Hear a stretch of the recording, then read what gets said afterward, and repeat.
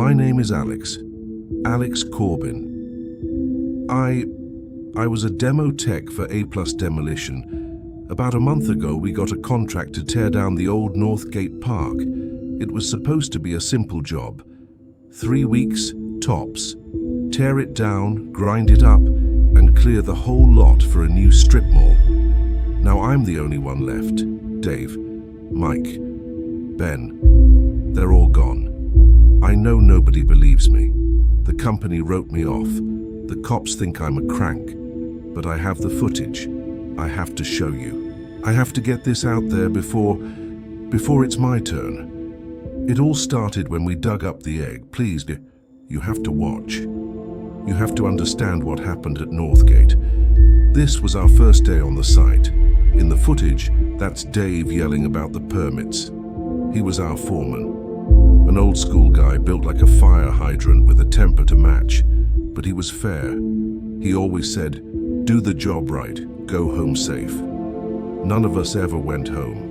The place was just unsettling, even in broad daylight. Northgate Park had been closed for at least 10 years. The town just let it rot after a kid fell off the big metal slide and got hurt pretty bad. At least, that was the official story. The locals had other tales, ghost stories mostly. The kind of stuff you hear about any old abandoned place. We just laughed about it. That's Ben, the one with the crowbar by the sandbox. He never said much, just worked. He was the strongest guy I ever knew. And that's Mike, the youngest of us. He was a tech nerd, always filming everything for his, I don't know, a YouTube channel or something. He wanted to make time-lapses of the demolition. Thank God he did. Without his camera, I'd have no proof. I'd just be another crazy person. The first day was normal, painfully normal. We took down the swing sets, the metal groaning and screaming as we cut it apart. We dismantled the old carousel, and its faded horses just stared at us with these chipped, painted eyes. The whole time there was this feeling like we were trespassing, like the playground was watching us, waiting. Dave said it was just asbestos and black mold getting to us. That night, we hit a local diner. Mike, being Mike, starts looking up the park's history on his phone. He's reading these old forum posts out loud, stories about how the park was built on unhallowed ground. Some said it was an old Patawomek burial site. Others claimed it was a forgotten colonial settlement, wiped out by a plague. The one that made us laugh the hardest was a legend about Stull Cemetery and how Northgate was a similar place, a gateway to somewhere else. Dave just told him to shut up and eat his burger, that urban legends don't pay the bills. Ben just stared out the window into the dark. I remember thinking how ridiculous it all sounded. We're professionals. We tear down buildings, not ghost stories. But one story Mike read stuck with me. It was about the original construction crew back in the 50s, about how they dug up something they couldn't explain, right where the main play structure was supposed to go. The post was vague. It said the object was still warm with a life not of this world. The project was delayed for months after that. No reason given, they just stopped. Then one day they came back and finished the job, but the foreman had quit, and 2 of the workers had just left town, vanished. We wrote it off as CreepyPasta nonsense, internet fiction. We should have listened. We should have just packed up and walked away right then, but we were arrogant. We were just there to do a job. How could we have known we were about to repeat history, that we were about to dig up the exact same thing? This is the next day. We were clearing the central pit, right under where the slide and climbing frame used to be. We had to dig down about 4 feet for the new parking lot foundation. For hours, it was just shovels scraping against dirt and rock. And then, this happened. You can see it in the footage. Ben's shovel just stops. There was this dull, soft thud. It wasn't the crack of hitting rock. Dave yells from off camera, "What's that, Ben? Another root?" Ben says, "No, feels soft, like hard-packed rubber." He scrapes at it again, and it makes the same muffled sound. Dave walks over, looking into the hole. "Don't hit it again," he says. "Could be a utility line they forgot to mark." "Get in there with the hand trowels, Alex, give him a hand." Mike set the camera down so you can see me and Ben in the pit. We're on our knees, digging carefully with these little tools. And from behind the camera, Mike's narrating. He says, "Okay, so this is where it gets weird. Ben hit something, but it's not on the schematics. We're digging it out by hand now. The ground here feels strange." He was right. It was warm. Not just sun warm. It was radiating this low, steady heat from below. I thought maybe it was a geothermal thing, or a buried electrical line shorting out. But the warmth felt too organic, like putting your hand on a sleeping animal. Dave felt it too. He knelt down and pressed his palm flat on the earth. He didn't say a word, just got this strange tight look on his face.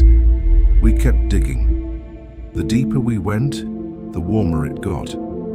There was this faint, loamy smell, like a forest after a heavy rain, but with something else under it. A metallic, almost electric smell, like ozone. After another 20 minutes, we saw it, about 3 feet down. It was black, a deep, matte black that just seemed to swallow the sunlight. It didn't reflect anything. It was perfectly smooth, no seams, no marks. As we cleared more dirt away, we saw the shape. It was an egg, a massive oval stone or shell, maybe a little bigger than a watermelon. Mike whispers, "What in the world is that?"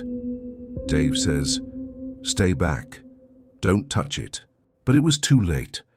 I'd already brushed my hand against it. The surface was impossibly smooth, like polished obsidian, but it wasn't cold, like stone should be. It was hot, hot enough that it was uncomfortable, a deep heat that soaked right into my bones. It felt alive. If you look close at the footage, you can see it. The camera was good enough to pick up this very faint pattern on the surface, like a network of tiny veins right underneath, and they seemed to be throbbing with a slow, barely there pulse. We all just stood there staring. All those ghost stories, all the creepy feelings about the park, it all came rushing back. This was it. This was what they found in the 50s. They found this, and they buried it again. They covered it with tons of dirt and built a playground right on top, hoping no one would ever find it. Dave was trying to be the rational foreman, saying it was probably a geode or some weird forgotten art piece, but his voice was strained. He couldn't look away from it. Ben hadn't said a word. He was just standing at the edge of the pit, his face pale, gripping his shovel so hard his knuckles were white. Mike was fascinated. He thought we'd found a meteorite or a new mineral. He moved in closer with his phone, getting every detail. He even laid his phone next to it for scale. The thing was huge, and it seemed to hum. You could almost feel the air vibrating around it. That's when we first heard the sound. At first we thought it was a truck or distant traffic. It was a sound you felt more than you heard, a vibration in your teeth. But Mike put his phone near the egg, and the audio meter on his screen went nuts. The hum was coming from the egg. We didn't know what to do. Dave got on the phone with the office, trying to explain. I could hear how frustrated he was. I mean, how do you describe a giant black humming egg? They told him to secure the site and wait for a supervisor in the morning. We were on our own. The rest of the afternoon was so tense we stopped working. We just watched the egg.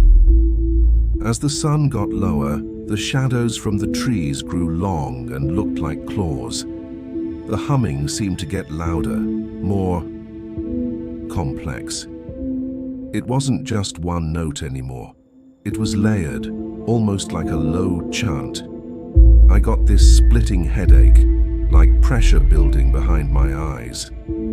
I glanced over at the woods bordering the park, and I swear I saw something move. A flicker. Something tall and thin just for a second. I told myself it was a deer or my eyes playing tricks on me, but I felt this cold dread. We were being watched. That's when Ben disappeared. In the footage, you can see Dave, Mike, and me standing by the truck talking. Ben is in the background near the pit. He turns and starts walking towards us, but then he just walks right past the truck towards the woods. Dave says, "We pack it in for the day. We come back tomorrow, the supervisor will be here. It's his problem." Mike argues, "We can't just leave it here. What if someone finds it?" "Who's gonna find it, Mike?" Dave says. "The ghost of some kid who fell off the slide. We locked the gate. It'll be fine." Dave had his back to Ben. I was the only one who saw him walk away. I figured he was just going to the porta potty. I didn't think anything of it. We waited. We packed up some tools. We kept arguing about the egg. 5 minutes passed, then 10. The sun was almost gone. I finally said, "Dave, where's Ben?" "What?" "I don't know. Probably taking a leak." "Ben, let's go." Silence. The only answer was that deep hum from the pit. Dave yelled again, "Ben, I'm not kidding around. Let's pack it up." Still nothing. A knot of ice formed in my stomach. Dave's face hardened. He started walking towards the trees, calling Ben's name. His voice was tight with anger and something else. Fear. The camera gets frantic here as Mike follows Dave. He wasn't there. The porta potty was empty. We checked the whole fence line. We checked the truck again. His keys, his wallet, his phone, all sitting right there on the passenger seat. He had just walked into the woods and vanished. We searched for almost an hour, our flashlights cutting uselessly into the dark. The whole time, the egg just hummed. It felt like it was mocking us. We were calling his name until our throats were raw. But the park just swallowed the sound. Dave tried to rationalize it. Maybe Ben got an emergency call. Maybe he just got angry and walked off. But we all knew that wasn't Ben. He would never leave his stuff. He would never just leave. The man was gone. And we were standing there in the dark, with that thing in the ground, and the feeling that we weren't alone anymore. The humming had started to sound like a heartbeat. Panic was starting to set in. Real panic. Dave called the police to report Ben missing, but they said they couldn't do anything for 24 hours. We were completely on our own, and leaving wasn't an option. The site was our responsibility. Leaving would mean losing our jobs. Mike became obsessed with the egg. He was convinced it was the key. He spent the next hour just filming it, getting closer than Dave or I dared to. You can hear him whispering to the camera. He gets right up to it and whispers, "It's pulsing, can you see it? It's breathing, there's a light inside, faint, but it's there." You can't really see the pulse he's talking about in the recording, but you can feel it. The humming seems to sync up with his words. The air got colder. I could see my own breath, but when I walked near the pit, waves of heat were still rolling off the egg. It felt like the laws of physics were just unraveling. Then we heard the other sounds. First, a creak. The old swing set, swaying back and forth, but there was no wind, not a breath. Then we heard whispers. Faint at first, but they got closer. The sound of children laughing. It wasn't happy laughter. It was cruel and mocking. It was the kind of sound that makes the hair on your arm stand up. Mike whips the camera around, pointing into the darkness. Dave shouts, "Mike, stop it! It's just the wind. It's an old park, it makes noises." "That's not the wind, Dave," Mike yells back. "Don't you hear it? They're here, it called them." He turned the camera back to the egg, shaking. "It's talking, not in words, in my head. It's showing me, oh God, it's showing me the sky, the stars, but they're all wrong. It's showing me where it came from. It's so old, so hungry." He was spiraling. Dave and I tried to pull him away from the pit, to get him in the truck. He wouldn't listen. This is the last piece of footage Mike ever took. He switches the camera to front-facing.